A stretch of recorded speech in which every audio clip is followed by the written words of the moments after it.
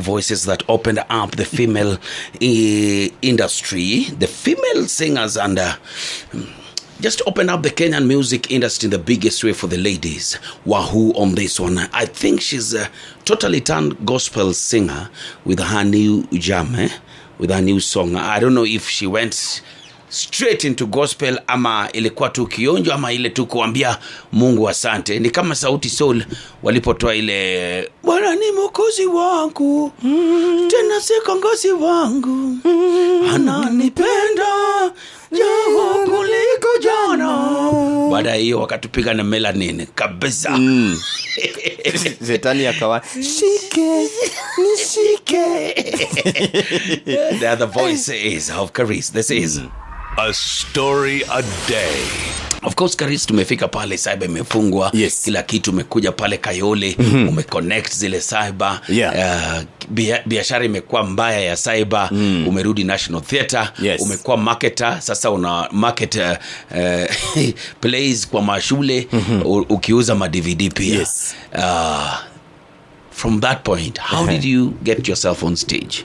From that point, first of all, the DVDs, that set book was replaced. So the DVDs became null and void. Yeah, so from there, zinabadilishwa. Leo ni kifo kisimani, kesho ni kilio cha haki. Exactly. And you can't duplicate each and every set books. Kabisa. You have to have a license for it. So we couldn't do the set books that were current at that time.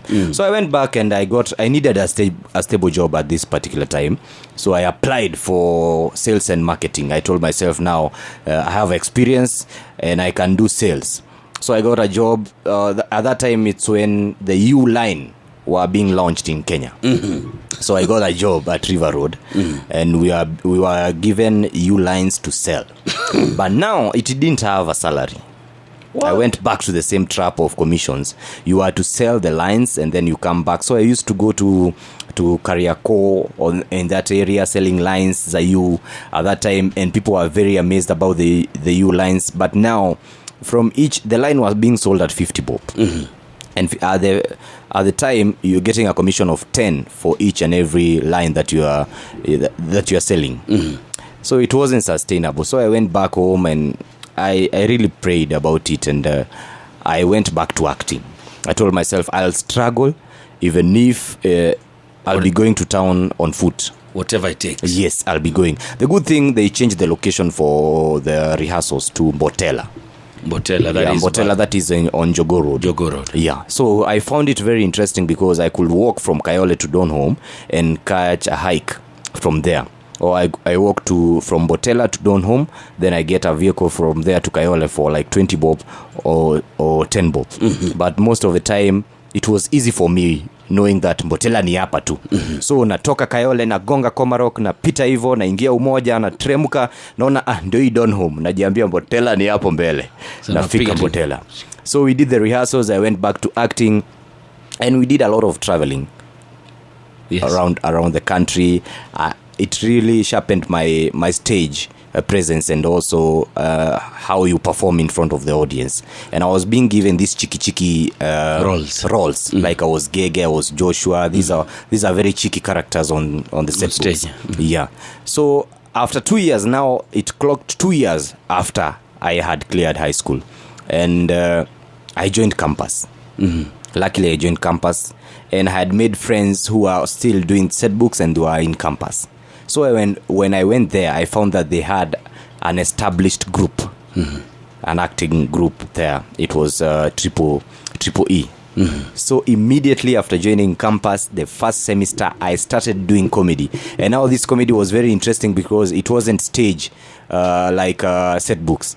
It was random. Tulikuwa tunasema tupatane stage, we get a concept and we know the storyline, then we go on stage because we didn't have time and people were paying 30 shillings to see the play. So the product depends on your investment. So it was really good, and guys came to know me. And one day there was a competition in KU, and the guys from my group told me, Karis, jaribu fanya hiki kitu. So I went in, and that's when I met Sleepy. Sleepy David. Yes, Sleepy David was also in that competition, but at least Sleepy was in Kenya Corner at that time. Yeah. And I had tried auditions for Kenya Corner. Nikaambiwa bado talent yangu bado ni ndio inachipuka. So I went there, we did the audition, and the show, it was the audience were determining the winner at that competition.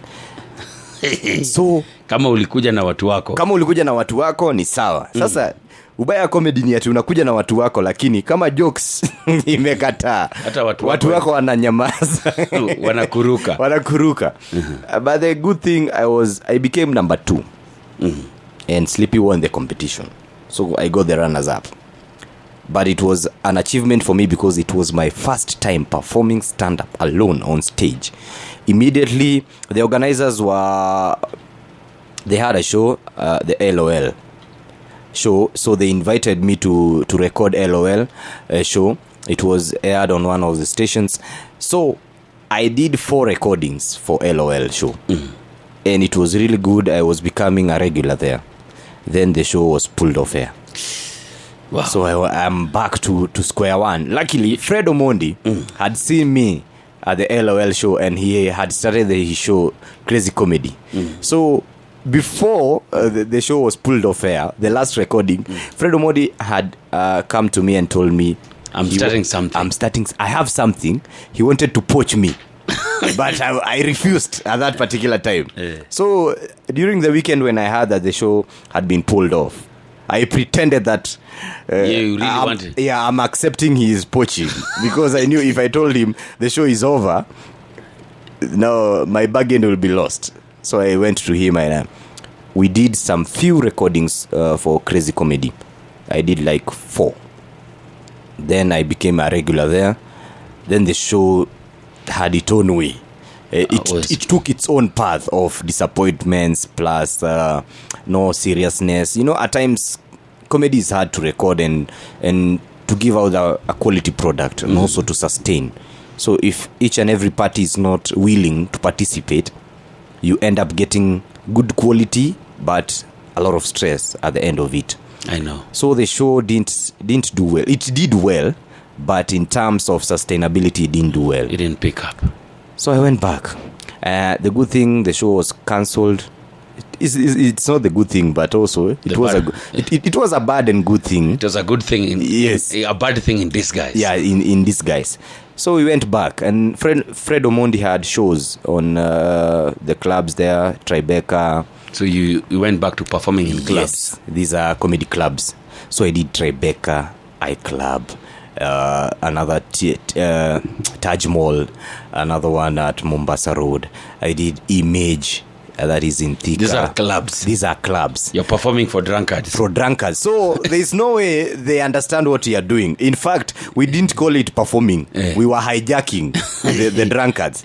And it was very easy when you perform. When you start, unasikia music. Hiyo si funny. So, and when you become a regular, if you can't repeat a joke. Hiyo tumesikia, umetuambia hiyo sana. So it was really tough, but it shaped us. You had to deal with any type of an audience, and from there, that's when I think I felt that I can face any audience in this country, because kama unaangalia unaona huyu ni mlevi, mwingine amejificha, ameleta hata mtu si wake, amejificha kwa kona, alafu wewe na ujinga yako unamwambia mzee, kuuliza mzee, mimi ni babako.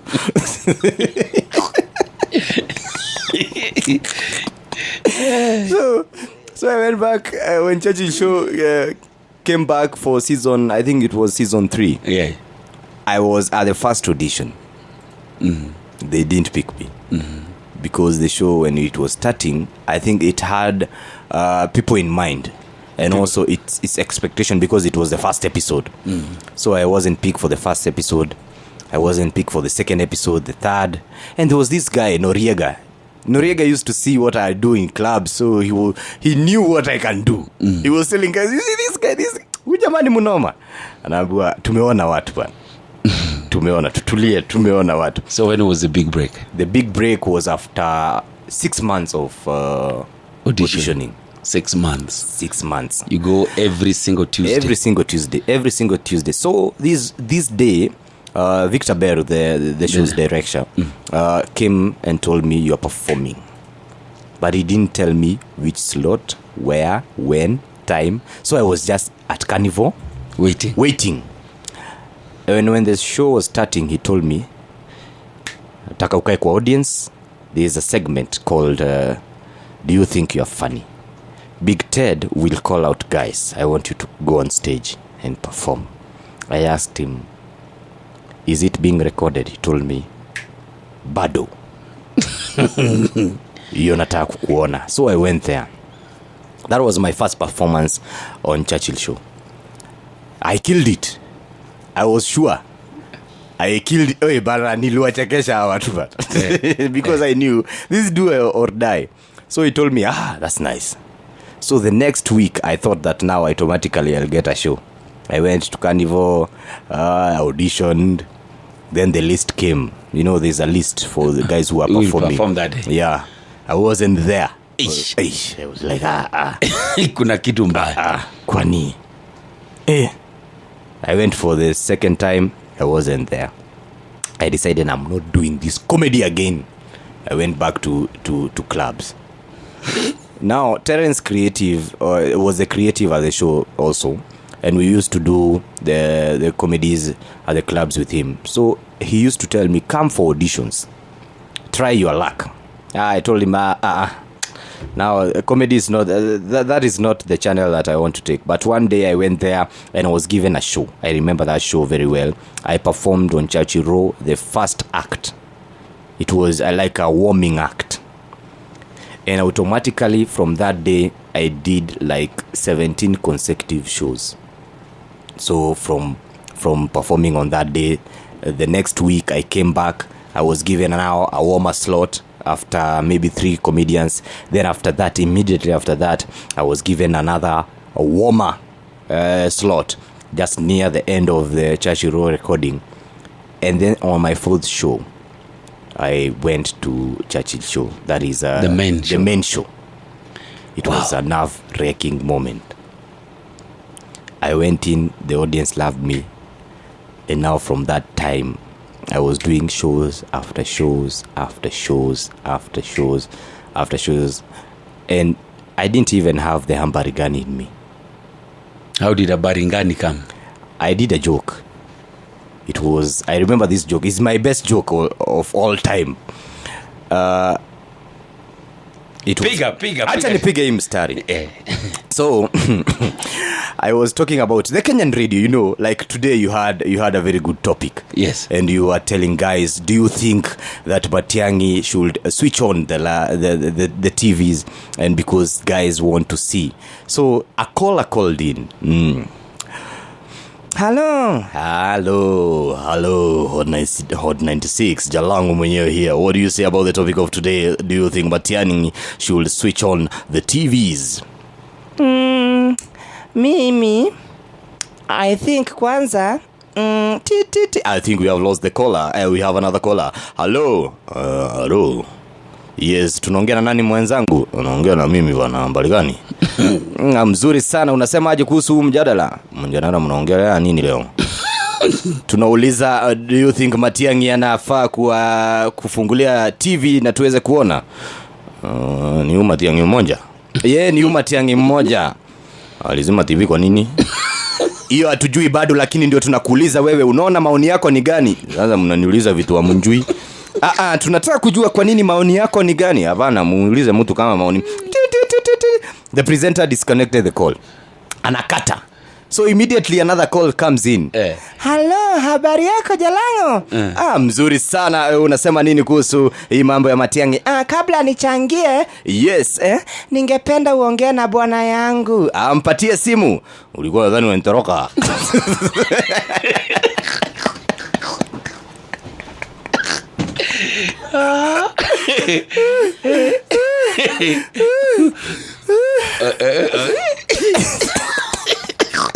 Uwezi nitoroka baba.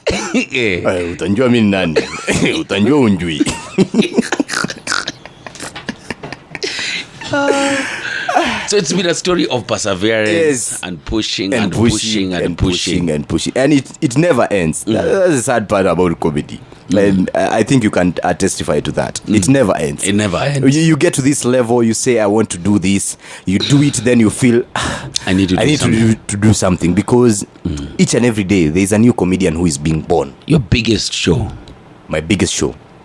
It was a set I did. We were celebrating 40 years. I think Kenya at 50. Yeah, Kenya at 50. And I did a set. That was channeled. It was based on the things that have happened. The things that have happened for the past 50 years in Kenya. So all my jokes were on that line. I was talking about the Thika Road. And I was talking about the evolution of kids, how Vera Sidika was also in the picture. I was talking about how. So in comedy, you actually write your lines, cram, and yes. Not really. When you write them, but you get to know what you want. You get to know what you want, and even the flow. And even the flow. And when you have the flow, if anything happens in between your set, you can deviate back to something else, because it's not definite. Something can be funny to you, but not to everyone. But not funny to anyone. Not. Wow. So wow. Yeah. Karis, there's a young man out there who's just completed his high school. Yes. Looking at his results, is not able to join campus. Yes. There's somebody who just graduated, running around town. Yes. With his papers, hoping that, I'll get employed very soon. Yes. What's your one word to them as we finish up? Try something that you love. If you know that's the path that you want to take, you can do other things, but try to attain what you love. And also, for guys, many guys want to come to me, Karis, I want to start comedy, I want to do comedy. I ask them, why do you want to do comedy? Comedy siku hizi naona ina pesa. Anybody, if you think unafanya comedy upate pesa, ndugu yangu utaumia. Comedy haina pesa. Pesa ni wewe. Because I tell guys, whatever you do, let money be the byproduct, not the end product.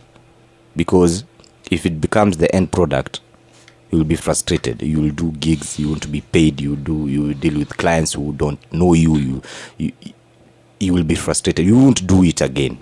But for comedy, you're supposed to do a gig. After doing the gig, you need first the satisfaction that I feel good. Hiyo gig imeweza. Leo imeua. Leo imekuwa nzuri. Then you go back, nilikuwa nilipwe. Si ati umemaliza gig alafu ndio nilikuwa nilipe kwanza. So if you make money the byproduct, it will be very easy for you for any career that you are doing, because you won't be thinking about the money. You'll be thinking about your content, your career, everything that you do. And it's not an easy journey. And also, it doesn't mean that you have to take the longest route to attain your goals. Just know where you want to start and start from there. And that's the best way to do it. The whole essence is please start. Please start. Don't wait. Do something. And don't come to me and tell me I want to be an actor. I want to shoot movies. Please, Karis, ninunulie kamera. Uko na simu. Tumia simu. Mimi mwenyewe sijajinunulia kamera. So start with what you have. And please be coming to the shows that are there. You can't be a comedian and you have never attended any show. So you must come and see. You come and see. And don't come when you have complimentary.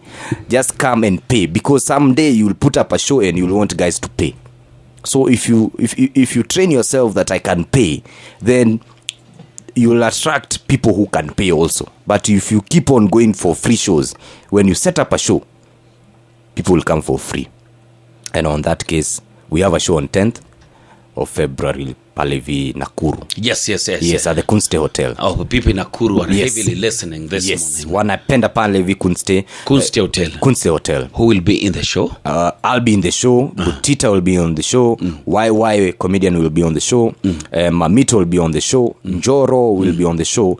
And music will have Willy Paul. Oh, Willy Paul. Yes. So at Kunste Hotel, 10th Nakuru. 10th of February. 10th of February. The people of Nakuru, kama mnasikiza, the place to be will be at Kunste Hotel. Yes. Go out heavily. Yeah. Support your Kenyan artists. Yes. Butita will be there. YY will be there. Njoro will be there. Hosted by the one and only Karis Ambarigani. And music will be by Willy Paul. Thank you so much for finding time to hang out with me on the Story a Day. Thank you very much. A young man out there has listened and has been inspired.